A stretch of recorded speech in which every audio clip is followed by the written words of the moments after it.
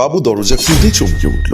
সামনে দাঁড়িয়ে বাবুর প্রেমিকা অহনা। বাবু ভয় পেয়ে বাসার চতুর্দিকে তাকিয়ে কাউকে না দেখে বাসার বাহিরে বের হয়ে গেল। বাবু বাহিরে এসে অহনাকে বলল, কি ব্যাপার, তুমি আমাদের বাড়িতে এসেছো কেন? কেন এসেছি তুমি বুঝতে পারছো না? আজ আমাকে পাত্রপক্ষ দেখতে আসবে, পছন্দ হলেই বিয়ে।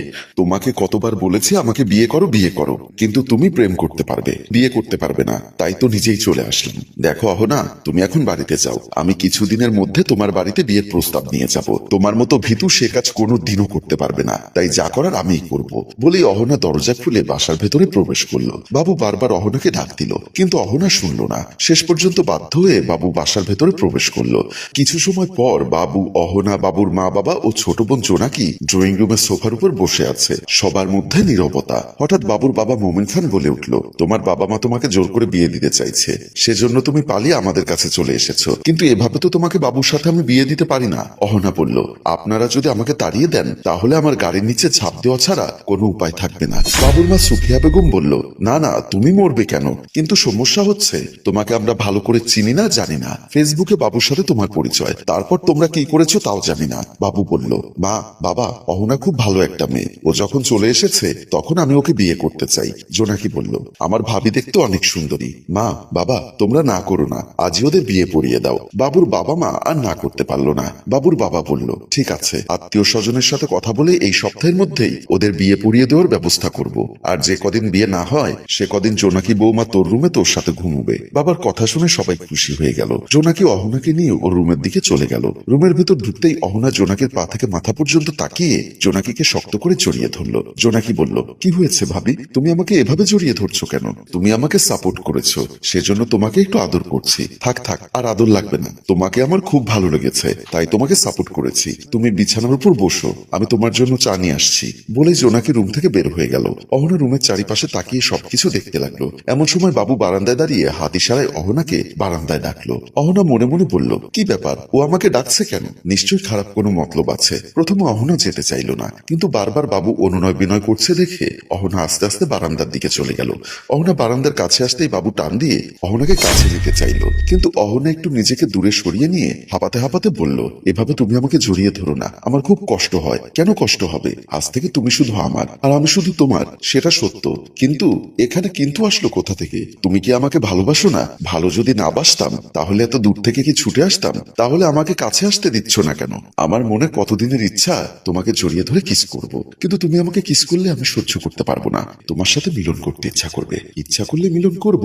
না বাবু, এটা সম্ভব নয়, কারণ আমার জরায়ুতে সমস্যা। ডাক্তার বলেছে কমপক্ষে 2 মাস শারীরিক সম্পর্ক না করতে। তাই তো তোমার কাছে যেতে আমার ভয় করে, তোমার ছোঁয়া পেতে আমার ভয় করে। তোমার ছোঁয়াতে আমি উত্তেজিত হয়ে গেলে তখন যদি কোনো অঘটন ঘটিয়ে ফেলি তাহলে তো আরো বিপদে পড়ে যাব। ঠিক আছে, তাহলে কাছে আসতে হবে না, কিন্তু আমাদের বিয়ে হয়ে গেলে বাসুরাতে কি করব? বাবু, তুমি কি পারবে না আমার জন্য 2 মাস অপেক্ষা করতে? অবশ্যই পারবো, কেন পারবো না? তুমি আমাকে ভালোবেসে যদি এত দূর থেকে চলে আসতে পারো তাহলে আমি তোমার জন্য 2 মাস অপেক্ষা করতে পারবো। এমন সময় জোনাকির ডাক শুনে অহনা তাড়াতাড়ি রুমের দিকে চলে গেল। বাবু মনে মনে বলল, তোমার ছবি দেখে তোমার প্রেমে পড়েছি, তোমাকে ভালোবেসে ফেলেছি। কদিনের মধ্যে তোমাকে বউ হিসাবে পাবো। 2 মাস তো খুব কম সময়, আমি তোমার জন্য 2 বছরও অপেক্ষা করতে পারবো।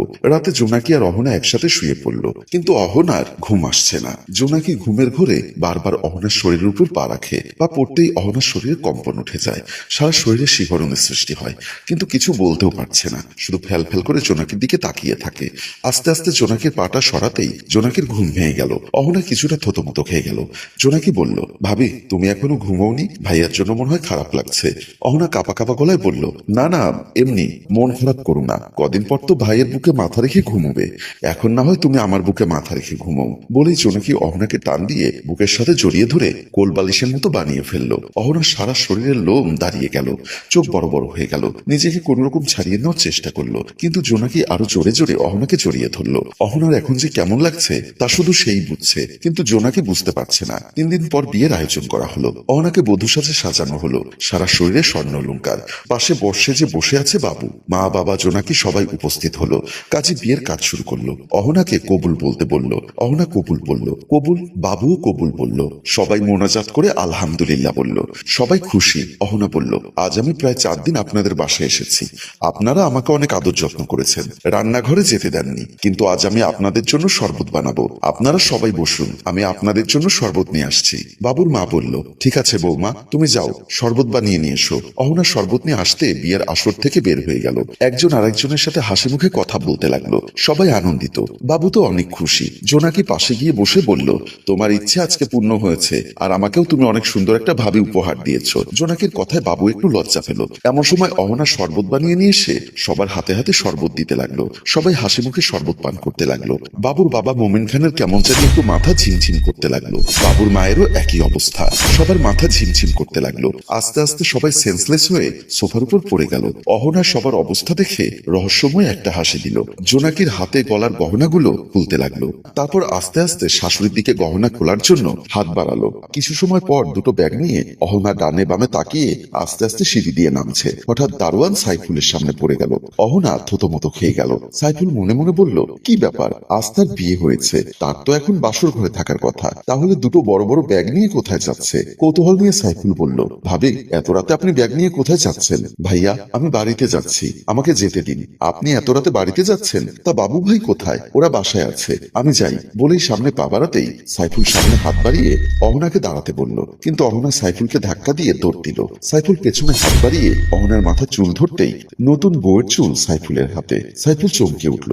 সাইফুল দৌড় দিবে, কিন্তু পা পিছলে নিচে পড়ে গেল। অহনা দৌড়ে পালিয়ে গেল। সাইফুল চিৎকার দিয়ে সবাইকে ডাক দিল, কিন্তু কেউ সাইফুলের চিৎকার শুনতে আসলো না। সাইফুল মনে মনে বলল, কি ব্যাপার, আমার চিৎকার শুনে বাবু ভাই তার মা বোন আসলো না কেন? ভাবতে ভাবতে আস্তে আস্তে উঠে বাবুদের বাসার দিকে চলে গেল। সাইফুল ড্রয়িং রুমে প্রবেশ করতেই চোখ বড় বড় হয়ে গেল। সবাই বেহুশ হয়ে পড়ে আছে। সাইফুল বুঝতে পারল অহনা কোনো মেয়ে মানুষ ছিল না। মেয়ে সেজে এসে টাকা পয়সা অলংকার নিয়ে পালিয়ে গেছে। প্রিয় ভিউয়ার্স, বিশ্বাস কাকে করবেন? সোশ্যাল মিডিয়ায় যাকে আপনি ভালোবেসে বিশ্বাস করবেন সে হয়তো মেয়ে নয়, ছেলেও হতে পারে। তাই সব সাধুরা সাবধান, আপনার চোখ কান খোলা রাখুন। এমন অনাকাঙ্ক্ষিত ঘটনা আপনার সাথেও হতে পারে। গল্পটি ভালো লাগলে লাইক, কমেন্ট ও শেয়ার করুন। গল্পটির রচনায় ফেরদৌস অপু, পরিচালনায় মৃদুল। ধন্যবাদ।